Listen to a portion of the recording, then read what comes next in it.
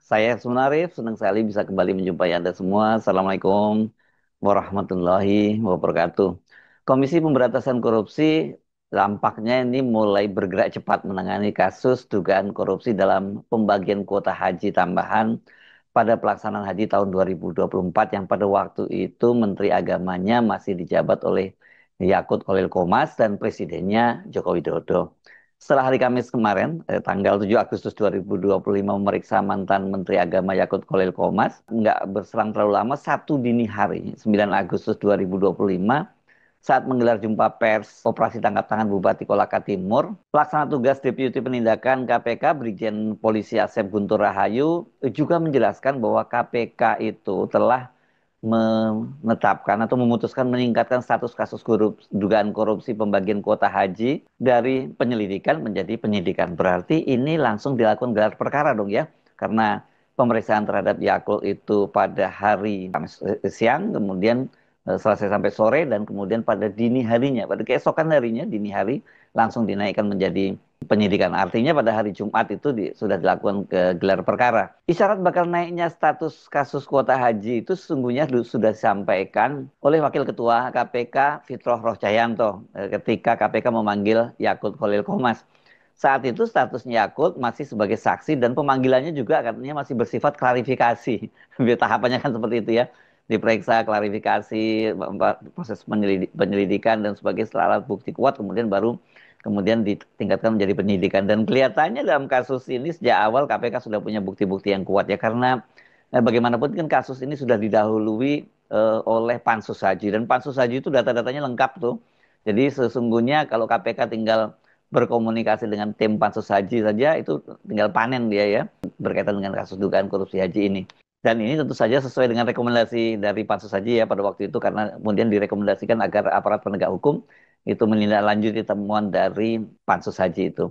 Yakult hari Kamis kemarin itu menjalani pemeriksaan selama 5 jam, dan kepada wartawan dia sih mengaku berterima kasih kepada KPK karena diberi kesempatan untuk menjelaskan duduk perkara kasus tersebut. Memang sejak lama ini Yakult ini sepertinya tersandra ya dengan kasus itu, walaupun dia sempat menghilang, tapi orang tetap mengingat kasus itu dan mempersoalkan bagaimana sih duduk persoalannya. Jadi kalau kemudian diklarifikasi dan beres, aman dia. Tapi ternyata sekarang ini justru ditingkatkan jadi penyidikan. Artinya kalau sudah ditingkatkan menjadi penyidikan ya sudah ada tersangkanya, kendati belum diumumkan oleh KPK. Ketika ditanya oleh wartawan, ini juga pertanyaan penting yang ditanyakan oleh wartawan. Apakah perintah pembagian kuota haji yang melanggar undang-undang, melanggar kesepakatan antara DPR dan Kementerian Agama itu merupakan perintah dari Presiden Joko Widodo? Yakult menyatakan menolak menjawab itu, dan dia menyatakan mohon maaf saya tidak bisa menyampaikan. Kasus dugaan korupsi kuota haji ini memang sebelumnya sempat menimbulkan kehebohan. DPR tuh sampai membentuk pansus haji, dan waduh kalau kita lihat prosesnya yang berjalan ya berhari-hari, pansus haji itu memanggil para pejabat dari Kementerian Agama, itu seru banget ya. Disiarkan secara langsung oleh channel dari TV Parlemen, dan dari kasus ketika kita menyaksikan itu kita hanya bisa geleng-geleng kepala. Ini ada kasus haji, ini kan haji ini adalah mereka yang disebut sebagai tamu Allah, kok bisa berani-beraninya nekat banget ini ya para pejabat kita ini ya bermain-main dengan soal ini gitu. Dan dari situ kelihatan sekali bahwa memang terjadi banyak penyimpangan dalam pelaksanaan haji 2024, dan yang paling banyak disoroti adalah soal pembagian kuota tambahan haji sebanyak 20.000 orang. Pada tahun 2024 itu kan pemerintah Indonesia mendapatkan kuota hajinya sebanyak 221.000. Jumlahnya ini terbesar, tapi tetap saja buat pemerintah Indonesia itu kurang karena antriannya sangat panjang ya. Di Indonesia ini antriannya sampai 40 tahun lebih, dan itu kebanyakan berasal dari Sulawesi Selatan. Beberapa kabupaten dan kota di Sulawesi Selatan itu antriannya di atas 40 tahun. Makanya ketika kemudian Presiden Joko Widodo pada waktu itu bertemu dengan Pangeran Muhammad bin Salman, diberi kuota tambahan itu yakni sebanyak 20.000. Jadi total pada tahun 2024 itu kuota haji Indonesia itu sebanyak 241.000 jamaah. Nah, pada waktu itu disepakati karena memang sejak awal ini diharapkan bisa mengurangi antrian panjang para jemaah haji, jemaah reguler. Kesepakatannya itu yang diberikan kepada jamaah haji reguler itu 92%. Sisanya 8% itu atau 1.600 itu digunakan untuk kuota jemaah haji ONH+. wajar lah ya kalau PNH Plus ini kan memang antriannya nggak terlalu lama, bahkan kalau menggunakan yang namanya Haji Furoda itu ya bisa hari itu berangkat, hari tahun ini mendaftar, hari itu juga berangkat. Tapi harganya kan mahal banget itu ya. Angkanya ratusan juta bahkan mendekati 1 miliar per orang. Nah, ini yang kemudian menimbulkan kecurigaan karena ternyata dalam pelaksanaannya, dan itu tentu saja melanggar kesepakatan dan undang-undang disebutnya seperti itu dibagi dua, pembagian kuota tambahan itu 10.000 untuk kuota haji ONH plus, 10.000 lainnya untuk untuk kuota haji reguler. Ini dari sini aja orang udah mulai mencium bau-bau ini, ada bau bangkai di sini nih. Bayangkan kalau dari ada tambahan 8.400 untuk ke para jemaah haji ONH plus, ini bayangkan ini berapa duit yang bermain di situ itu. Karena itulah kemudian, karena ini menjadi temuan dari tim pemantau haji DPR dan kemudian diputuskan untuk membentuk pansus haji. Namun ketika pansus haji berjalan, Menteri Agama Yakul Kolil Komas itu ternyata ketika dipanggil oleh DPR nggak pernah datang. Panggilan pertama katanya alasannya dia tidak bisa hadir karena menghadiri agenda MTQ di Kalimantan Timur. Kemudian panggilan berikutnya Yakul Kolil Komas itu mangkir, dan yang ini ketika dia dipanggil, ternyata dia sedang melakukan kunjungan ke luar negeri. Dan kunjungan ke luar negerinya itu panjang banget ya, dimulai dari Arab Saudi, katanya itu bagian persiapan untuk pelaksanaan haji, kemudian ke Vatikan, ke Italia, Perancis, dan terakhir ke Uni Emirat Arab. Yakul tuh nggak pulang-pulang sampai masa kerja pansus itu berakhir. Ya, ini bersamaan dengan masa kerja DPR periode 2019 sampai 2024, yakni pada tanggal 1 Oktober 2024. Kepergian Yakut ke beberapa negara ini sangat terkesan dia menghindari pansus gitu ya, karena bahkan kita nggak tahu kapan pulangnya kan. Tiba-tiba kemudian pemerintahan berganti, kabinet bubar, ya kita nggak tahu Yakut Kolil Komas itu di mana.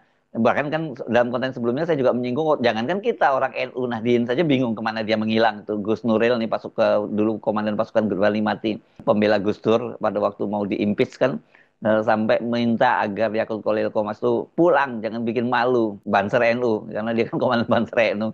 Ini dia jadi Bang Toyib, nggak keluar-keluar. Tapi persoalannya kan seorang menteri itu nggak mungkin pergi ke luar negeri itu tanpa izin atau bahkan perintah dari presiden. Nah, orang kemudian juga curiga, kenapa presiden kok justru memerintahkan Yakul Kolil Komas pergi ke luar negeri, kemudian sebagai dampaknya dia tidak bisa hadir pada pansus-pansus haji, kuota haji, dan akhirnya ya, ini kerjaannya nggak tuntas kuota haji ini. Memang kemudian terjadi transaksi politik ya, tarik menarik kepentingan kan, dan memang sejak awal ditarik-tarik politik NU, misalnya PBNU, ketua PBNU Yahya Stakuf menganggap bahwa ini sentimennya Muhaimin Iskandar lah kepada PBNU, sehingga kemudian ini dipersoalkan di pansus haji. Padahal kan yang bekerja kemarin ketua panjannya itu ketua pansusnya itu adalah politisi Golkar yang juga Nahdien, yakni Nusron Wahid, dan semua fraksi pada waktu itu sepakat ya bahwa memang ini terjadi penyimpangan. Jadi memang terkesan mau ditarik-tarik menjadi urusan personal antara Muhaimin Iskandar dengan Yahya Stakuf ketua PBNU, dan kemudian adiknya yakni Yakul Kolil Komas ke bawah-bawah gitu pada waktu itu. Tapi kan publik bisa punya penilaian sendiri gitu ya. Ya karena itu kalau kemudian Yakul ini juga nggak pulang-pulang, ya orang banyak mencurigai, loh ada apa urusannya dengan Jokowi ini, kan bukankah yang mendapatkan kuotanya juga Jokowi dari Pangeran Muhammad bin Salman. Harusnya kan dia punya legacy dong ya, di akhir masa jabatannya dia bisa pamer nanti mengklaim bahwa gua loh punya andil mengurangi antrian untuk berangkat haji ini karena ada tambahan kuota 20.000 dari Pangeran Muhammad bin Salman. Tapi ternyata justru dicelewengkan gitu, dan harusnya Pak Jokowi yang teriak paling kencang ya. Nah, kalau ini malah dia mengizinkan atau jangan-jangan memerintahkan Yakul Kolil Komas untuk keluar negeri yang lama, sampai kemudian pansus itu berakhir masa kerjanya. Tadinya banyak yang menduga kasus itu akan menguap begitu saja ya bersamaan dengan berakhirnya masa kerja pansus kuota haji. KPK-nya juga masih orang-orangnya Jokowi. Tapi ternyata kemudian KPK menyatakan akan mengusut kasus tersebut dan kemudian memanggil Yakul Kolil Komas. Pada saat hari Kamis kemarin ketika memanggil Yakul, itu KPK juga memanggil mantan menterinya Jokowi ya, Menteri Pendidikan Tinggi dan Ristek Nadiem Makarim, karena dugaan kasus korupsi laptop. Ini kasus ini juga sudah ditangani oleh Kejaksaan Agung dan beberapa orang sudah ditetapkan sebagai tersangka. Tapi Nadiem sendiri masih lolos dari Kejaksaan Agung. Lolos Kejaksaan Agung, sekarang malah di KPK ini. Dalam keterangannya kepada pers hari Sabtu dini hari, Asep Guntur Rahayu menjelaskan statusnya sudah naik jadi penyidikan nih kasus dugaan korupsi kuota haji ini. Tapi waktu itu belum disebutkan siapa yang jadi tersangka. Kami penyidik memilih untuk menggunakan sprindik umum itu karena kami masih ingin mendalami, beberapa peran dari beberapa pihak, sehingga nanti dengan sprindik umum ini kita menjadi lebih leluasa untuk mengumpulkan bukti, juga mengumpulkan informasi sehingga membuat terang sebuah atau perkara yang sedang kita tangani ini. Karena tentu saja pada proses penyelidikan ini ada keterbatasan, di mana dalam penyelidikan belum bisa melakukan upaya paksa, penggeledahan, penyitaan, dan seterusnya, sehingga kami melihat kami perlu mengumpulkan bukti yang lebih banyak untuk menentukan nanti siapa yang menjadi tersangkanya. Selanjutnya minta di-spill kira-kira siapa yang potensial suspeknya. Potensial suspeknya adalah tentunya ini terkait dengan alur-alur perintah, ya, kemudian juga aliran dana. Jadi terkait dengan siapa yang memberikan perintah terhadap pembagian kuota yang tidak sesuai dengan aturan ini, kita seperti ini. Kemudian juga dari aliran dana, siapa pihak-pihak yang menerima aliran dana yang dikaitkan dengan penambahan kuota tersebut. Ya, karena yang seharusnya berdasarkan, kalau tidak salah, mohon dikoreksi nanti ya, dilihat rekan-rekan, Undang-Undang Nomor 8 Tahun 2018 kalau tidak salah, lihat di situ bahwa pembagian untuk kuota haji itu 92% untuk reguler dan 8% untuk khusus, ya, seperti itu. Jadi kalau 20.000 berarti sekitar 18.400 untuk reguler, 1.600-nya untuk khusus. Nah, itu kalau dikaitkan dengan undang-undang. Padahal dapat tambahan 20.000 kuota ini hasil pertemuan atau kunjungan Presiden Republik Indonesia dengan pemerintah Arab Saudi, di mana alasannya adalah permintaan kuota ini karena kuota reguler itu nunggunya sampai 15 tahun gitu ya. 15 tahun lebih untuk kuota reguler ini nunggunya.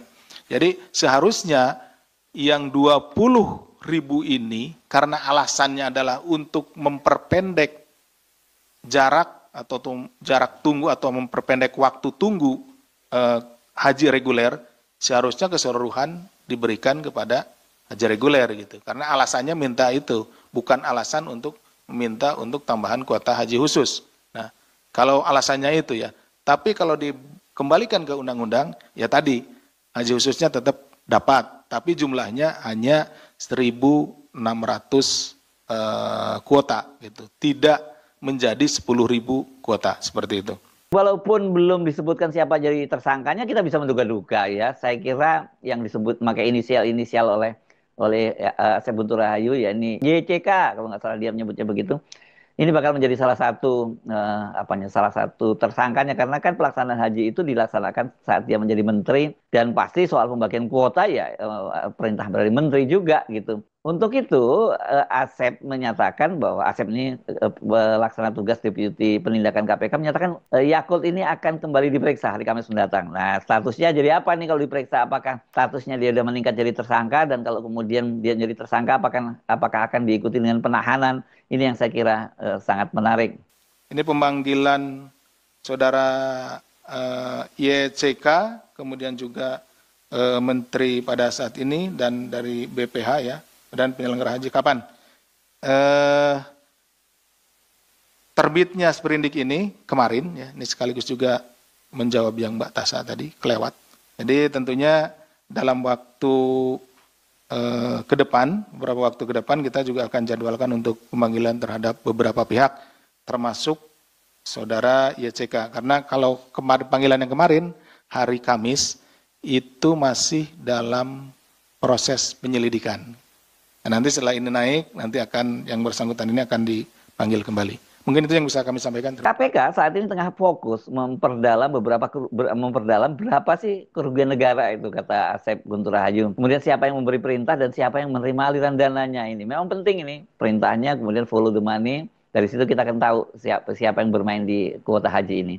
Kerugian negaranya berapa ini sekalian juga nanti menjawab yang Mas Abir. Kerugian negaranya masih sedang dihitung. Ya penghitungannya dari jumlah tadi yang seharusnya menjadi kuota reguler kemudian menjadi kuota khusus itu hasil komunikasi dengan pihak BPK ya. Jadi kita menghitungan tadi ini sekaligus menjawab apa yang ditanyakan Mas Abir, yang menghitung kami koordinasi dan komunikasi dengan pihak Badan Pemeriksa Keuangan. Betul, dengan menggunakan pasal 2, pasal 3 ada unsur kerugian negaranya yang harus harus penyidik buktikan. Kemudian nanti siapa yang diuntungkan gitu ya dengan pasal ini. Yang diuntungkan adalah tadi menguntungkan diri sendiri, orang lain atau suatu korporasi. Di sini diri sendirinya adalah orang-orang yang mendapat aliran dana. Aliran dana baik itu dalam konteks karena pembagian kuota, misalkan dari pihak pemerintah, ya oknum pihak pemerintah atau Departemen Agama, Kementerian Agama, yang karena keputusannya memberikan kuota haji ini tidak sesuai dengan aturan, kemudian mendapatkan sejumlah uang. Nah itu akan menjadi objek untuk kita minta pertanggungjawaban supaya dikembalikan, ya seperti itu. Kemudian juga tentunya perusahaan-perusahaan ya, perusahaan travel di mana mereka yang seharusnya tidak menerima kuota tersebut. Kalau kita mengacu kepada undang-undangnya yang ada kan hanya 1.600, berarti 8.400-nya itu menjadi ilegal, artinya tidak boleh dijadikan kuota khusus. Nah itu pembagiannya itu kemana saja gitu, ke travel mana saja, nah atau asosiasi travel mana saja. Nah dari sana hasil kami komunikasi dan koordinasi dengan pihak BPK, itulah yang akan kita kejar. Kemudian terkait dengan pansus, ini informasi kami juga pernah mendengar dan ini akan kami tentunya kami dalami ya. Kami dalami terkait dengan masalah pansus ini karena waktu itu kan ada pansus di DPR RI terkait masalah kuota haji ini. Nah nanti dinamika terkait dengan adanya upaya untuk memberikan sesuatu dan lain-lain itu menjadi concern kami untuk diperdalam. Kalau kita menyimak pernyataan dari PLT Deputi Penindakan Brigjen Asep Guntur Raharjo, selain pejabat di Kementerian Agama, KPK juga mulai menelisik keterlibatan biro-biro perjalanan haji yang mendapat kuota tambahan itu, pembagian kuota tambahan. Iyalah, yang menyelenggarakan ini kan biro penyelenggara haji ya. Dari situ nanti kelihatan tuh siapa paling banyak dapat bagiannya dari 8.600 atau dari 10.000 total itu. Kenapa kemudian kok mereka yang lebih dapat banyak? Kayak gini kan gampang sebenarnya ya. Ini semua datanya ada semua di Kementerian Agama.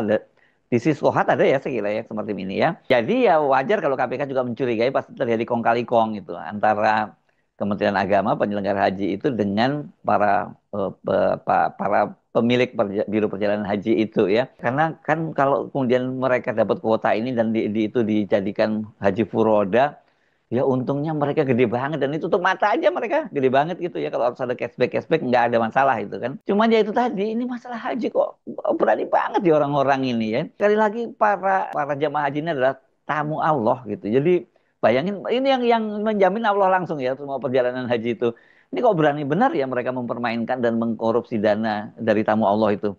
Ini benar-benar korupsi itu extraordinary crime ya dan juga korupsinya betul-betul sudah mulai bentuknya extraordinary ya. Kalau urusan haji, percetakan Quran dan sebagainya itu dikorupsi kan ini benar-benar itu bukan extraordinary lagi tapi udah gila itu.